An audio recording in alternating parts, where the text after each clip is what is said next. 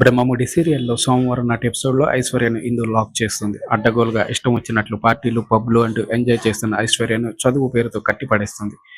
Degree pass అయితే ఆస్తుల వాటాతో పాటు సెపరేట్‌గా కంపెనీ కూడా పెట్టిస్తాను అని ఇందు అంటుంది. ఆ ఛాలెంజ్‌ని ఐశ్వర్య యాక్సెప్ట్ చేస్తుంది. నీ వల్ల కాదు, ఈ ఛాలెంజ్‌లు అవసరమా అని రేఖ అంటుంది. కానీ ఐశ్వర్య మాత్రం వినిపించుకునే పరిస్థితుల్లో ఉండదు. మా అక్క మొండిది, ఖచ్చితంగా పాస్ అవుతుందని రాజుతో ఇందు చెబుతుంది. ఆ ఇందు పొగరు అణచడానికే ఈ పార్టీని ఏర్పాటు చేస్తున్నా. పార్టీలో ఏం జరిగినా మీరు మాత్రం నోరు ఎత్తకండి అని రేఖకు చెప్పి వెళ్తుంది ఐశ్వర్య. నాకు కావాల్సింది కూడా అదే కదా, మనం అనుకున్నది జరుగుతుంది అని భ్రమరం, రేఖ హ్యాపీగా ఫీల్ అవుతుంటారు. ఇంకోవైపు హాస్పిటల్ డాక్టర్ గురించి మాట్లాడుతూ రాజుకి థ్యాంక్స్ చెబుతుంది ఇందు. ఇదంతా నీ వల్లే. నేను తాతయ్య ఆపరేషన్ గురించి ఎన్నో ఏళ్ల నుంచి ఎన్నో హాస్పిటల్స్, ఎంతో మంది డాక్టర్స్ని వెతికాను. కానీ ఏ ఒక్కరు కూడా పాజిటివ్‌గా చెప్పలేదు. మా కోసం నేను చెప్పానని ఈ డాక్టర్‌ని తీసుకువచ్చావు. థాంక్స్ రాజు. ఇదంతా నీ వల్లే అని ఎమోషనల్ అవుతుంది ఇందు. ఎందుకు ఇందు ఇప్పుడు ఇలా అంటున్నావు అని రాజు అడుగుతాడు. మరోవైపు ఇంటిని పబ్‌లా మార్చి పార్టీ నిర్వహిస్తుంటుంది ఐశ్వర్య. మనకు కావాల్సింది ఇది కాదు. ఆ అక్క చెల్లెళ్ళ గొడవ ఇంకాసేపట్లో స్టార్ట్ అవుతుంది. రేఖ భ్రమరం అనుకుంటూ ఉంటారు. అసలు ఈ ఐశ్వర్య ఎందుకు ఇలా చేసింది? దీనికి ఏమైందని సుభాష్ బాధపడుతుంటాడు. అక్కకి చెబుదామని స్వాతి అంటుంది.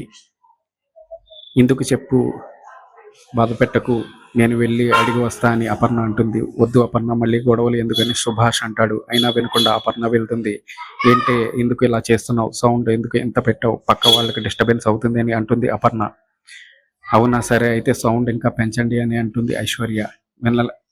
వినలేకపోతుంటే చెవిలో దూది పెట్టుకో, నన్ను మాత్రం డిస్టర్బ్ చేయకు అని అపర్ణను పక్కకు తోసేస్తుంది ఐశ్వర్య. దీంతో సైలెంట్గా అక్కడి నుంచి వచ్చేస్తుంది అపర్ణ. ఇంతలో ఇందు, రాజు వస్తారు. అక్కడి వాతావరణాన్ని చూసి షాక్ అవుతారు. ఏయ్ ఇందు, ఇందు అని పిలుస్తుంటే వినిపించుకోదు.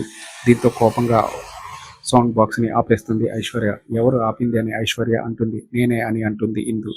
ఇప్పుడు మనకి కావాల్సిన గొడవ జరుగుతుంది, కిందకి వెళ్దాం పద అని అంటుంది రేఖ. ఎందుకు ఇలా జరుగుతుంది?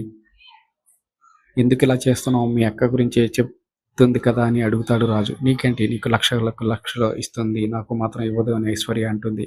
నువ్వు మంచి పనులకు అడిగితే నా దగ్గర లేకపోయినా తీసుకొచ్చి ఇస్తా, ఇలా పార్టీకి పబ్బులకి అడిగితే ఎలా ఇచ్చేది అని ఇందు అంటుంది.